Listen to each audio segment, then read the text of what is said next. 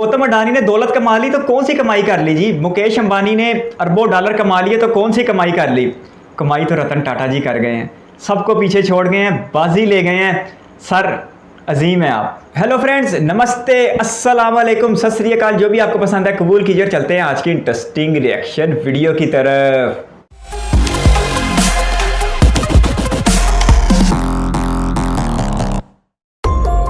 दोस्तों, जब भी कभी भारत के अरबपति लोगों की बात की जाए, यानी भारत के सबसे अमीर लोगों की बात की जाए, तो दो नाम हमारे दिमाग में सबसे पहले आते हैं। पहला तो है रतन टाटा और दूसरा मुकेश अंबानी। ऐसे में लोगों के मन में ये सवाल हमेशा बना रहता है कि इन दोनों लोगों में से ज़्यादा अमीर कौन है। वैसे कागजों पर तो मुकेश अंबानी की नेटवर्थ हमेशा ही रतन टाटा से ज़्यादा नजर आती है, लेकिन क्या सच में मुकेश अंबानी रतन टाटा से ज़्यादा अमीर हैं?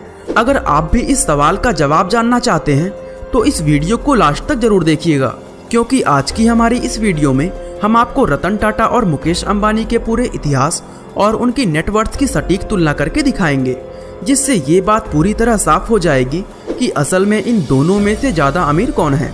तो चलिए दोस्तों, अब इस रोमांचक वीडियो को शुरू करते हैं। दोस्तों, रतन टाटा और मुकेश अंबानी की नेटवर्थ का कंपैरिजन करते समय इन दोनों ही लोगों का इतिहास जानना बेहद जरूरी है, और इसीलिए पहले हम रतन टाटा के इतिहास के बारे में जानेंगे। दोस्तों, टाटा का ये इतिहास आज से 152 साल पहले सन 1868 में शुरू हुआ था, क्योंकि उसी साल जमशेदजी टाटा ने टाटा ग्रुप की स्थापना की थी। अब जमशेदजी टाटा की अगर बात करें तो उनका जन्म सन 1839 में गुजरात के नवसारी में हुआ था। 14 साल गुजरात में बिताने के बाद वह आगे की पढ़ाई के लिए मुंबई शिफ्ट हो गए थे। इसी शहर में उन्होंने अपनी ग्रेजुएशन पूरी की और अपने पिता के साथ काम करने लगे। दोस्तों, जमशेदजी को एक खुद का बिजनेस शुरू करना चाहते थे।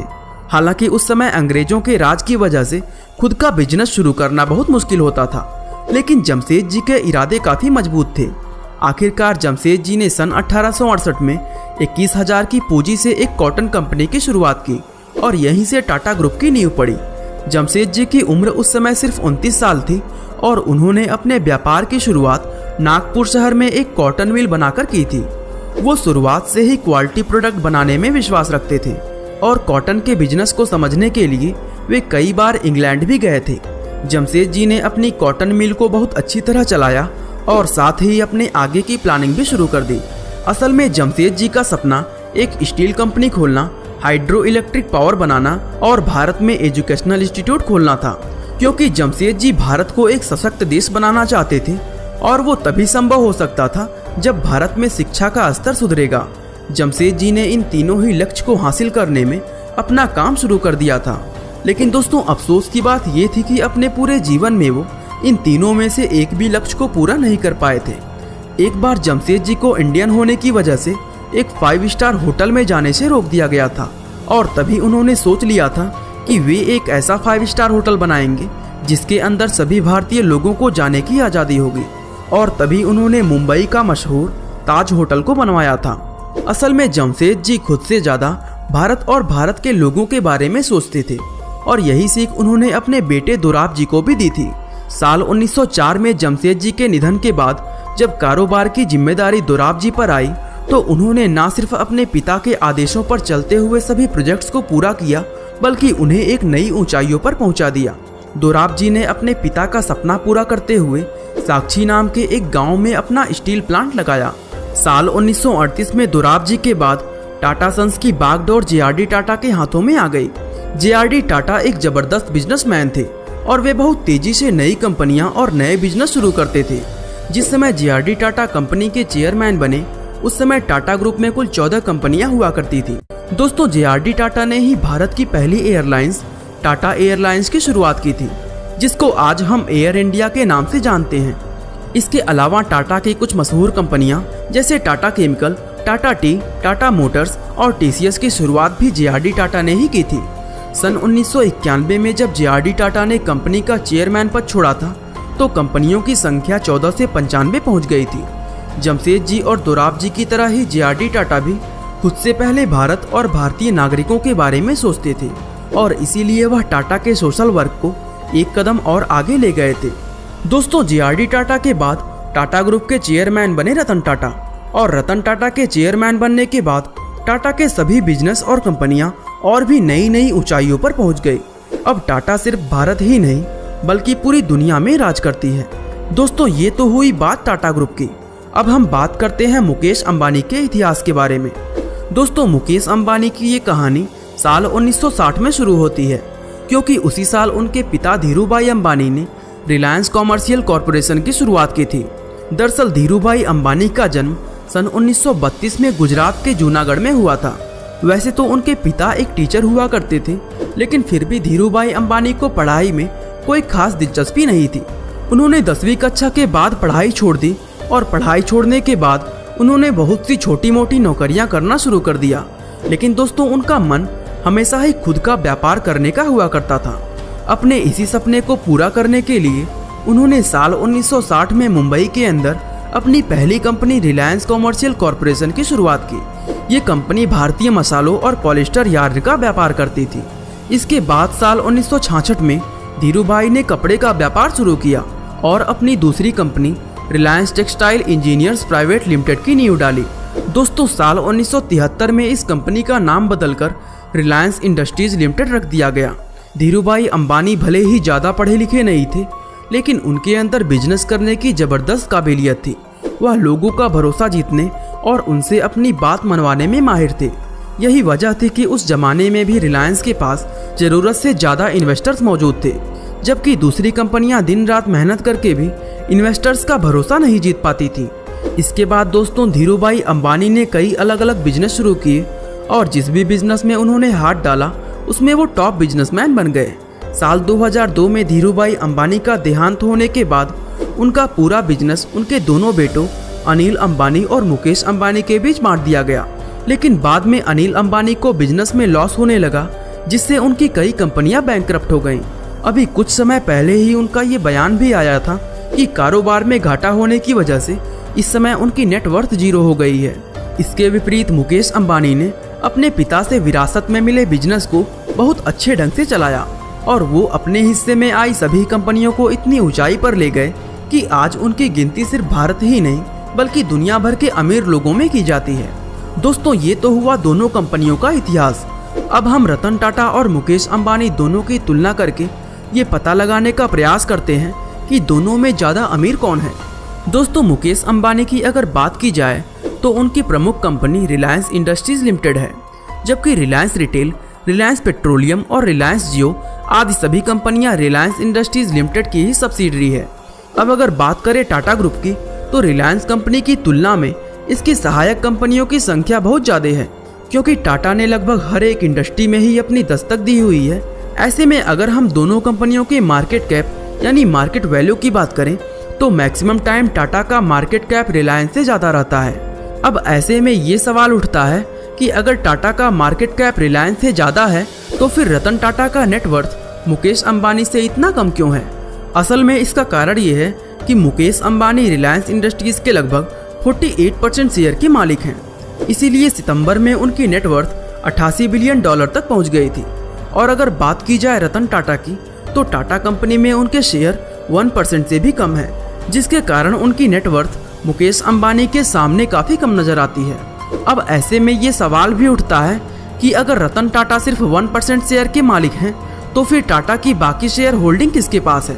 तो दोस्तों, हम आपको बता दें कि टाटा की लगभग 66% शेयर होल्डिंग उनके द्वारा बनाए गए चैरिटेबल संस्थाओं के पास है, जिसमें sir Ratan Tata trust, sir Dorabji Tata trust और टाटा एजुकेशन ट्रस्ट जैसी बहुत सी संस्थाओं के नाम शामिल हैं।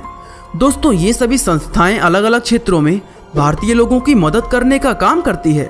अब अगर ये 66% शेयर इन संस्थाओं की जगह रतन टाटा के नाम होते तो यकीनन आज वो सिर्फ भारत ही नहीं बल्कि पूरे एशिया के सबसे अमीर व्यक्ति कहलाते। दोस्तों, इन सभी चीज़ों से हमें पता चलता है कि मुकेश अंबानी भले ही पेपर पर अमीर हैं, लेकिन असली अमीर तो रतन टाटा ही हैं। बाकी इन दोनों लोगों के बारे में आपका क्या राय है, हमें कमेंट करके ज़रूर बताइएगा। बाकी आज के लिए बस इतना ही।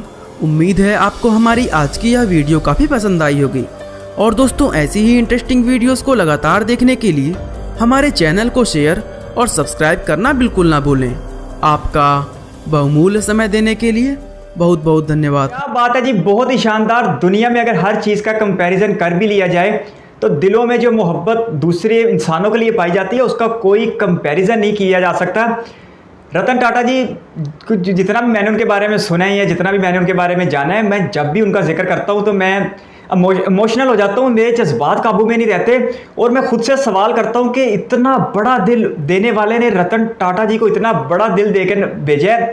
सच में ये बात कभी कभी यकीन करना भी मुश्किल हो जाती है। जो टाटा ग्रुप है वो अपनी पूरी आमदन का 2/3 यानी तकरीबन 67-66-67% डोनेशन कर देते हैं। क्या बात है, बहुत ज़बरदस्त। और रतन टाटा जी ने सिर्फ टाटा ग्रुप का 1% से भी कम शेयर रखे हुए हैं। तो दूसरी तरफ जो मुकेश अंबानी बता रहे थे उनके पास अपने रिलायंस ग्रुप के 48% शेयर हैं। कागज़ों में गौतम अडानी हो जाएं, मुकेश अंबानी हो जाएं, वो ज़रूर अमीर होंगे, लेकिन रतन टाटा जी से अमीर इस वक्त दुनिया में मुझे तो कम से कम कोई दिखाई नहीं दे रहा। रतन टाटा जी ने इतनी सादी ज़िंदगी गुजारी है, अपनी जवानी में भी वो कोई अयाशी में मुब्तला नहीं हुए। उसके साथ साथ वो हमेशा ग्रास रूट लेवल के लोगों के साथ मिलते रहे। उन्होंने वाकई अवाम के दिल जीते हैं, उन्होंने भारतीयों के दिल जीते हैं। और जो चीज़ उन्हें अपने बड़ों से मिली थी, अब नेशन फर्स्ट वाली, उन्होंने बिल्कुल उसको एक अजीम बुलंदियों तक ले गए हैं।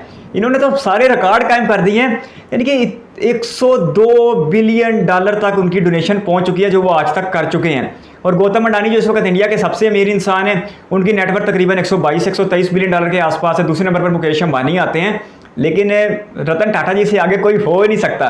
तो मैं जब भी अक्सर उनके बारे में सुनता हूँ तो बिल्कुल मुझे बहुत अच्छा एहसास होता है।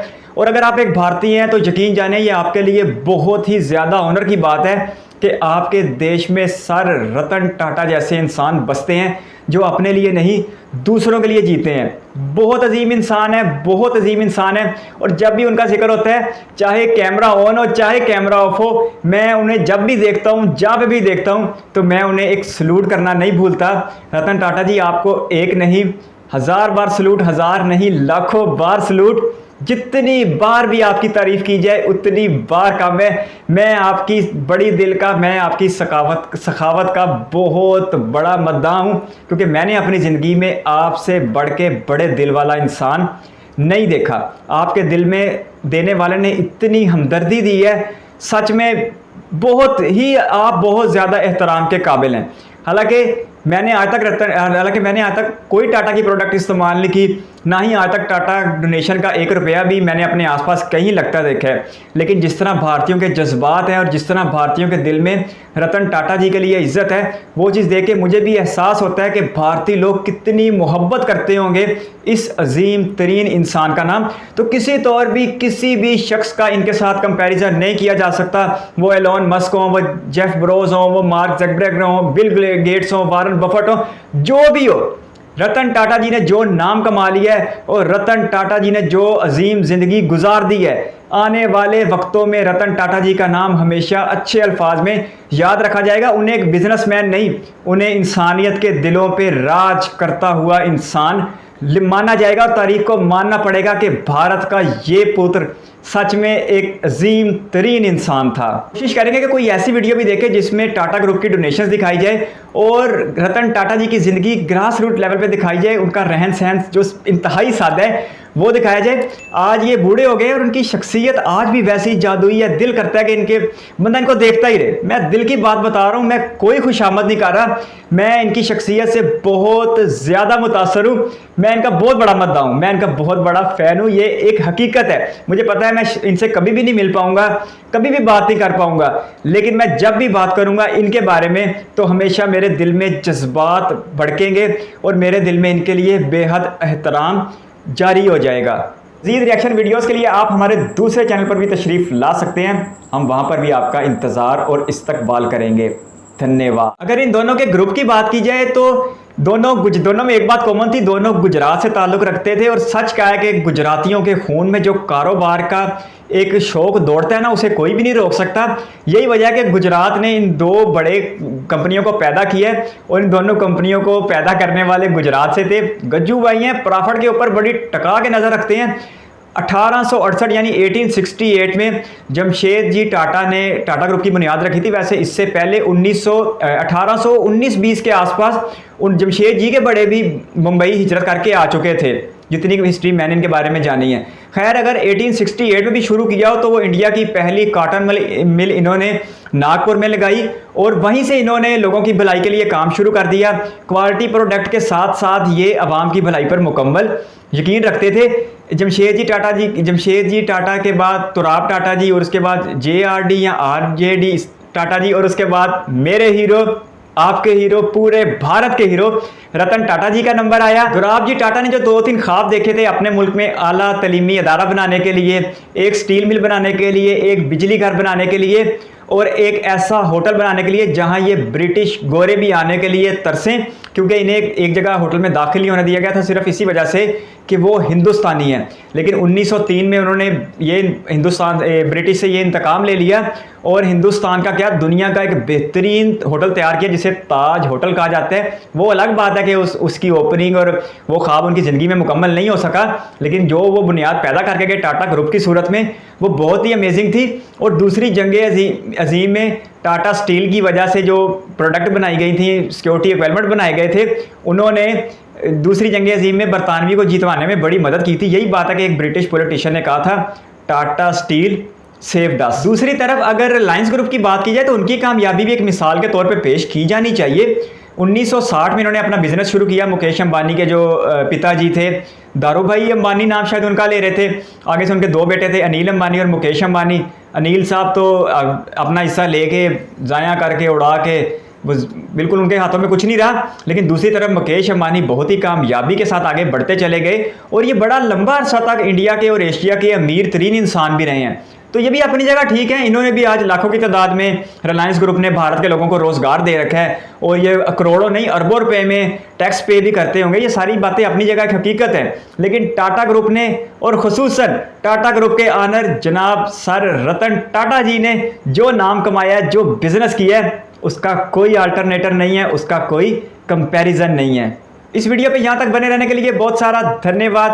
चैनल पर फर्स्ट टाइम है तो सब्सक्राइब करते हुए बेल आइकन प्रेस कर दे ताकि आइंदा भी आपको ऐसी इंटरेस्टिंग रिएक्शन वीडियोस मिलती रहें। बहुत जल्द एक और इंटरेस्टिंग रिएक्शन वीडियो के साथ मिलेंगे, तब तक के लिए अपना बहुत सारा ख्याल रखिएगा। Bye bye.